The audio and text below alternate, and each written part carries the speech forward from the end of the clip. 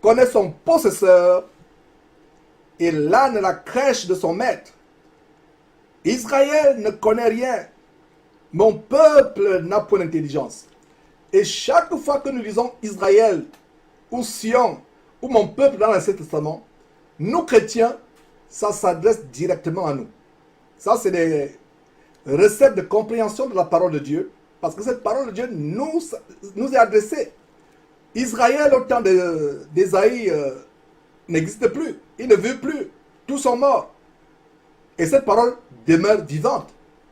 Et quand cette parole dit Israël, ça ne s'adresse pas à ceux qui, au temps d'Ésaïe, sont morts, à qui cette parole s'adressait. La parole de Dieu est vivante, elle est éternelle. Donc quand nous lisons Israël, la nouvelle Israël aujourd'hui, la nouvelle Jérusalem aujourd'hui, c'est vous et moi. C'est l'église de Dieu à travers le monde. Donc ce passage nous est directement adressé. Ne pensez pas que nous sommes en train d'étudier un livre historique. Non. Les révélations de l'éternel sont éternelles. Elles s'adressent à toutes les générations d'éternité à l'éternité jusqu'à ce que le Seigneur Jésus-Christ revienne. Des révélations de Dieu sont éternelles. Alors, voilà le verset 3 nouveau. Le peuple connaît son possesseur et l'âne la crèche de son maître. Israël ne connaît rien. Mon peuple n'a point d'intelligence. Et Israël est aujourd'hui, c'est nous la vraie Israël, l'église de Dieu. Beaucoup ne connaissent rien. Beaucoup n'ont point d'intelligence.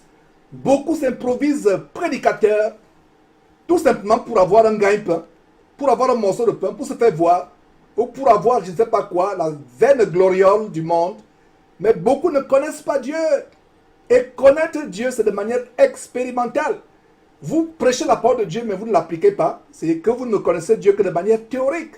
La meilleure façon de connaître Dieu, c'est de manière expérimentale, jour après jour, au travers de l'obéissance, au travers de la soumission, au travers de l'humilité, du brisement. C'est comme ça que nous connaissons Dieu. Si vous ne connaissez pas Dieu de cette manière, ça devient quoi? Ça devient du bavardage, ça devient du vent. Ça n'a aucun effet dans votre vie. Les paroles de Dieu sont vivantes et efficaces. Elles transforment le plus grand pécheur.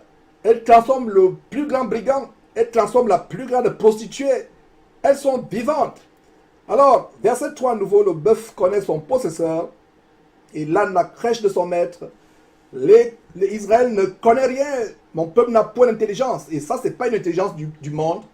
Parce qu'il y a beaucoup de chrétiens qui ont des grands diplômes, des doctorats, mais ils n'ont pas d'intelligence, ils ne connaissent pas Dieu.